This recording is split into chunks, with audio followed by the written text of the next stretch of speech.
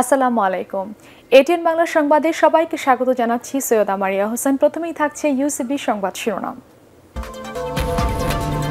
দিল্লিতে হাসিনা মোদি শীর্ষ বৈঠক, দুদেশের সম্পর্কে নতুন যুগের সূচনা, যৌথ সংবাদ সম্মেলনে ভারতের প্রধানমন্ত্রী।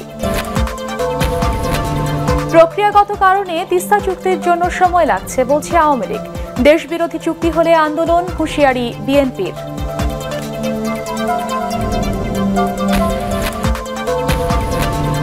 হাজারীবাগের চামড়া কারখানার গ্যাস, বিদ্যুৎ ও পানি সংযোগ বিচ্ছিন্ন করা শুরু, জীবিকা নিয়ে অনিশ্চয়তায় শ্রমিকরা।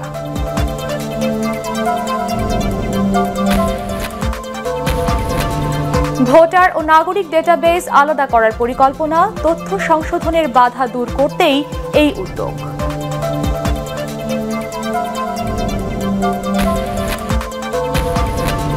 এবং ময়মনসিংহ ও গোপালগঞ্জের সড়ক দুর্ঘটনায় নিহত ৮, আহত ১২।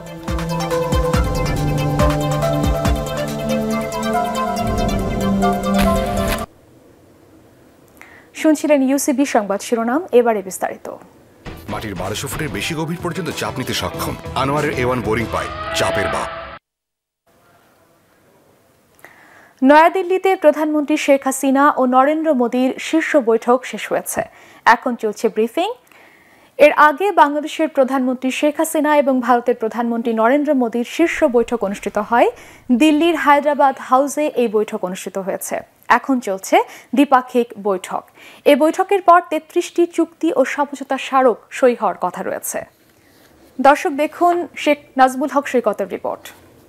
Narendra Modi and his Bangladesh counterpart Sheikh Hasina.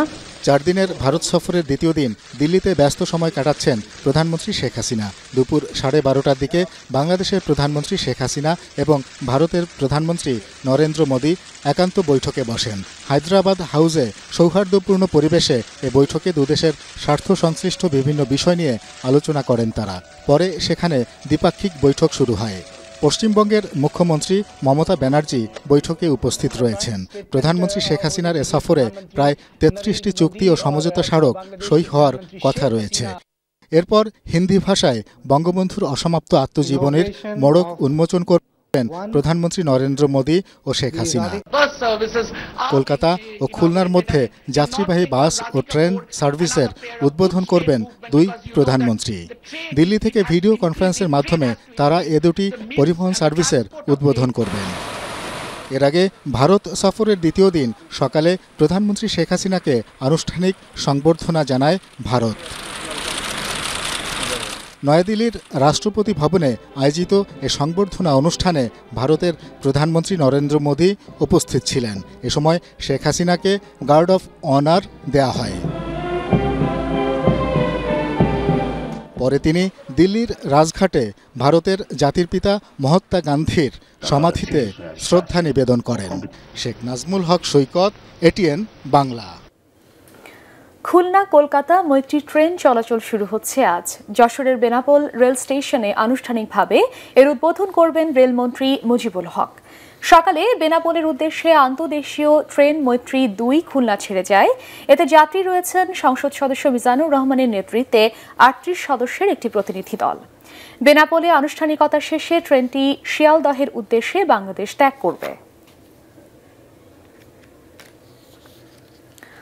Teesta চুক্তির ব্যাপারে বাংলাদেশ ও ভারত সরকার অনেকটাই একমত, তবে প্রক্রিয়াগত কারণে কিছুটা দেরি হচ্ছে বলে দাবি করেছেন আওয়ামী লীগ সাধারণ সম্পাদক ও সেতুমন্ত্রী ওবায়দুল কাদের। রাজধানীর ইঞ্জিনিয়ার্স ইনস্টিটিউশন মিলনায়তনে বাংলাদেশ হিন্দু বৌদ্ধ খ্রিস্টান ঐক্য পরিষদের জাতীয় সম্মেলনে তিনি এই কথা বলেন। এ সময় চুক্তির আগেই বিএনপিকে নেতিবাচক মন্তব্য না করার আহ্বানও জানান তিনি।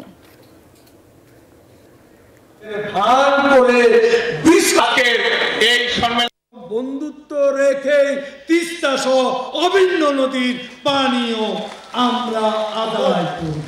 প্রধানমন্ত্রীর ভারত সফরে আরো অগ্রগতি হবে পজিটিভলি।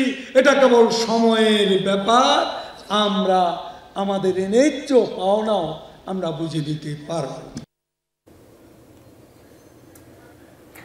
প্রধানমন্ত্রীর ভারত সফরে হতে যাওয়া সব চুক্তি বা সমঝোতা জনসম্মুখে প্রকাশ করার দাবি জানিয়েছে বিএনপি।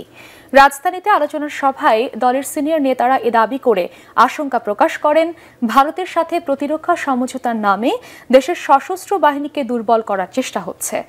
দেশের স্বার্থবিরোধী কোনো চুক্তি হলে প্রতিবাদ কর্মসূচি নিয়ে মাঠে নামার ঘোষণাও দেন তারা। মইনুল হাসানের রিপোর্ট। বিএনপি নেতৃত্বাধীন ২০ দলীয় জোটের শরিক এনপিপির আলোচনা সভায় নেতাদের বক্তব্যের পুরোটা জুড়েই ছিল প্রধানমন্ত্রী শেখ হাসিনার ভারত সফর প্রসঙ্গ। বিএনপির সিনিয়র নেতারা ভারতের সাথে চুক্তি বা সমঝোতায় যাওয়ার আগে দেশের স্বার্থ সমুন্নত রেখে সিদ্ধান্ত নিতে প্রধানমন্ত্রীর প্রতি আহ্বান জানান। এমন কিছু করবেন না যাতে করে আমাদের দেশের স্বার্থ হানি ঘটে।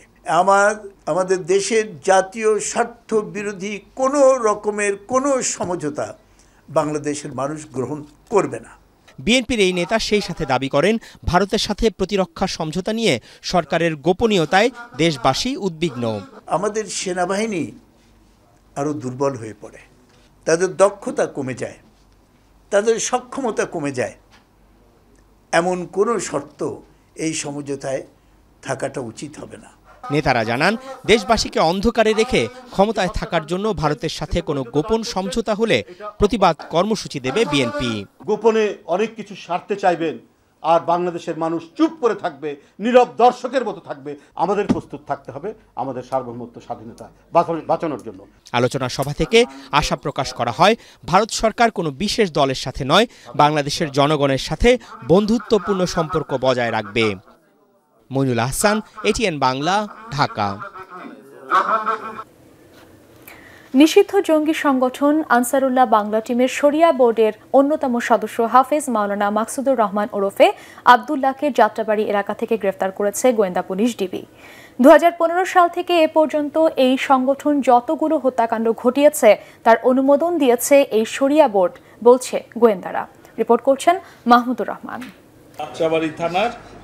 গোয়েন্দা কর্মকর্তারা বলছেন এই মুহূর্তে দুটি সংগঠন জঙ্গি তৎপরতার মাধ্যমে তাদের কর্মকাণ্ড চালিয়ে যাচ্ছে। এর একটি নব্য-জেএমবি, অন্যটি আনসারুল্লাহ বাংলা টিম। এর মধ্যে নব্য-জেএমবি এখনও নিষিদ্ধ হয়নি, তবে আনসারুল্লাহ বাংলা টিমকে নিষিদ্ধ করা হয়েছে। ডক্টর অভিজিৎ রায় দীপন সহ বেশ কয়েকটি হত্যাকাণ্ড ঘটায় আনসারুল্লাহ বাংলা টিমের সদস্যরা। এই সংগঠন গত 2 বছরে যে কয়টি হত্যাকাণ্ড ঘটিয়েছে তার সবগুলোর অনুমোদন দিয়েছে 5 সদস্যের শরিয়া বোর্ড, যার অন্যতম ছিলেন মাওলানা মাকসুদুর রহমান। 2015 সালের পর থেকে যে হত্যাকাণ্ডগুলো সংঘটিত হয়েছে আমরা জানি যে 2015 সালের ফেব্রুয়ারি মাসে প্রথম ডক্টর অভিজিৎ রায় হত্যাকাণ্ড সংঘটিত হয় এবং তারপরে ওয়াশিকুর রহমান বাবু, অনন্ত বিজয় দাস, নিলয় চ্যাটার্জি, তারপরে ফয়সাল আরিফিন দীপন, লালমাটিয়ায় হামলা এবং এই গত বছরে নাজিমউদ্দিন সামাদ হত্যা এবং সর্বশেষ জুলহাজ মান্নার এবং মাহবুব তনয় হত্যা। এই হত্যাকাণ্ডগুলোর অনুমোদন এই শরিয়া বোর্ডে দেওয়া হয়েছিল বা মুক্তি বোর্ডে দেওয়া হয়েছিল।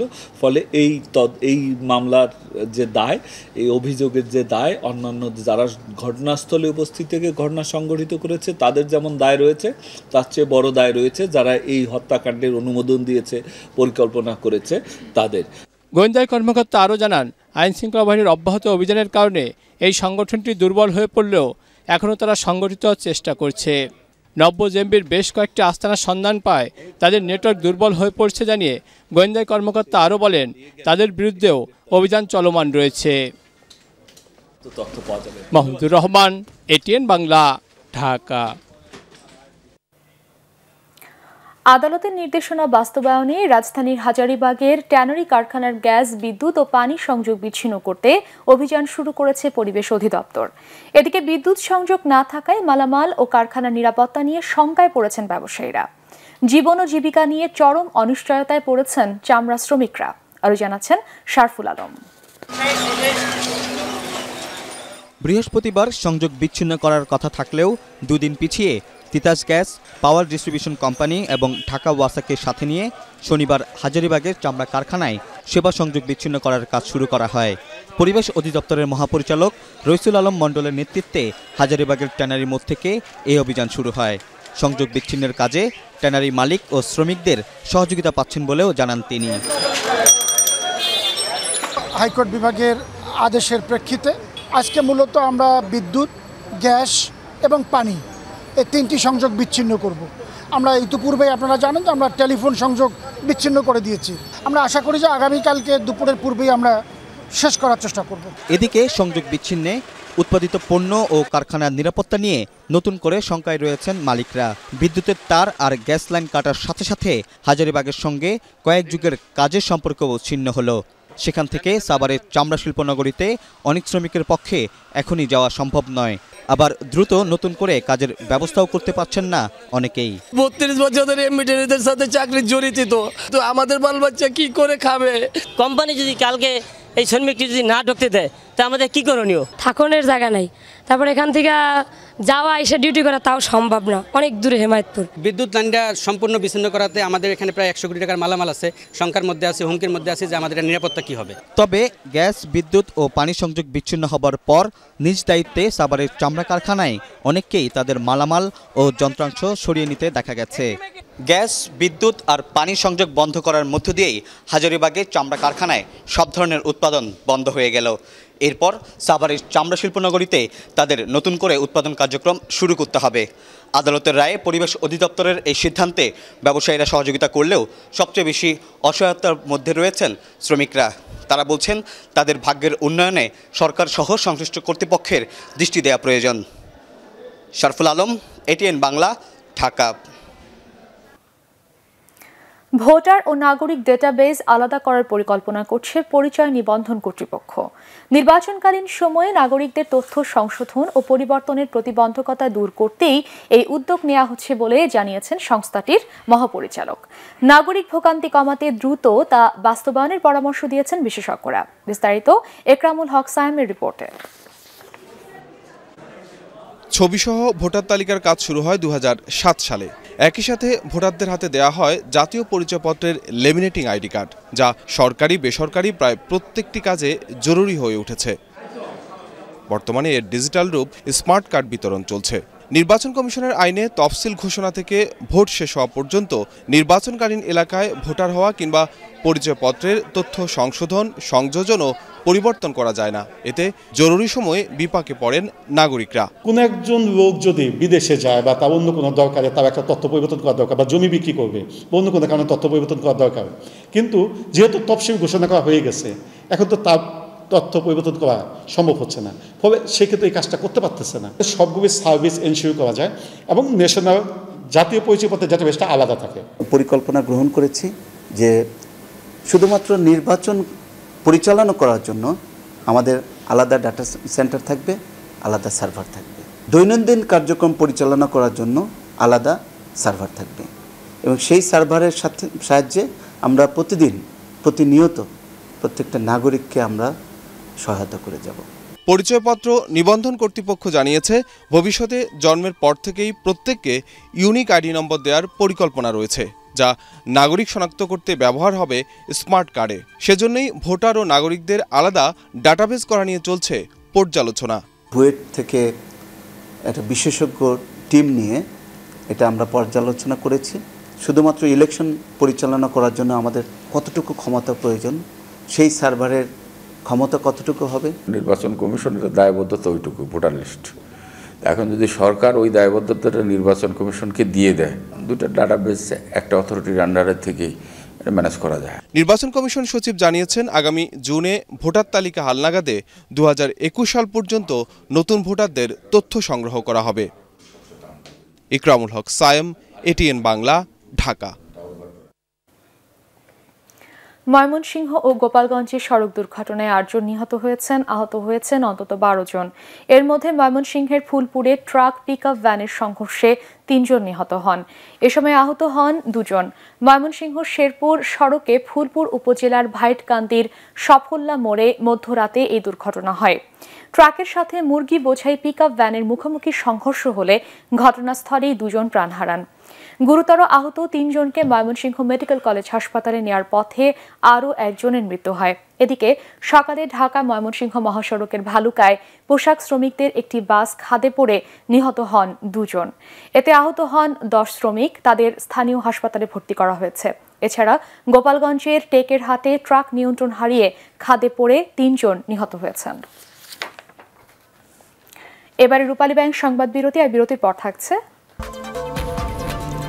তলিয়ে গেছে কিশোরগঞ্জ হাওড় অঞ্চলের 15,000 হেক্টর জমির ফসল, দুর্গত এলাকা ঘোষণার দাবি।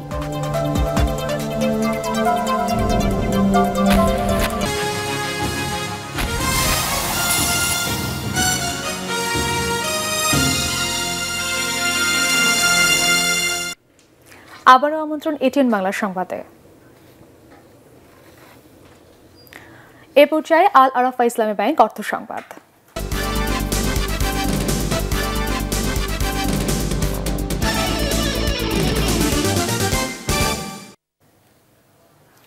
উজান থেকে নামা ঢলে কিশোরগঞ্জের হাওড় অঞ্চলের অন্তত 15,000 হেক্টর জমির ধান তলিয়ে গেছে। পানির তোড়ে ভেঙে গেছে অনেক বাঁধ, প্রতিদিনই বাড়ছে পানি। ফসলি জমি তলিয়ে যাওয়ার আশঙ্কায় আধা পাকা ধান কাটতে বাধ্য হচ্ছেন কৃষকরা। এ অবস্থায় ওই অঞ্চলকে দুর্গত এলাকা ঘোষণার দাবি জানিয়েছেন স্থানীয় সংসদ সদস্য। শেষ করার আগে ইউসিবি সংবাদ শিরোনাম আরও একবার। শীঘ্রই দূর হবে তিস্তার পানি বন্টন চুক্তির জটিলতা। নয়াদিল্লিতে যৌথ সংবাদ সম্মেলনে নরেন্দ্র মোদী, দুদেশের সম্পর্ক নতুন উচ্চতায় নিয়ে যাওয়ার প্রত্যয় শেখ হাসিনা। প্রক্রিয়াগত কারণে তিস্তা চুক্তির জন্য সময় লাগছে বলছে আওয়ামী লীগ। দেশ বিরোধী চুক্তি হলে আন্দোলন, হুঁশিয়ারি বিএনপির।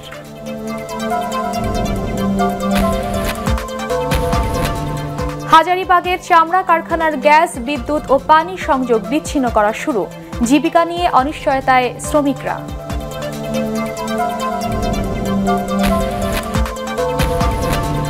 ভোটার ও নাগরিক ডেটাবেস আলাদা করার পরিকল্পনা। তথ্য সংশোধনের বাধা দূর করতেই এই উদ্যোগ।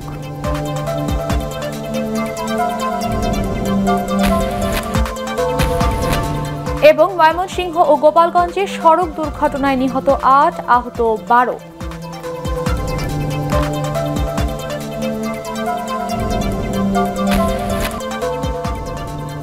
পরবর্তী সংবাদ দেখার আমন্ত্রণ জানিয়ে এখনকার মতো শেষ করছি। ধন্যবাদ সবাইকে।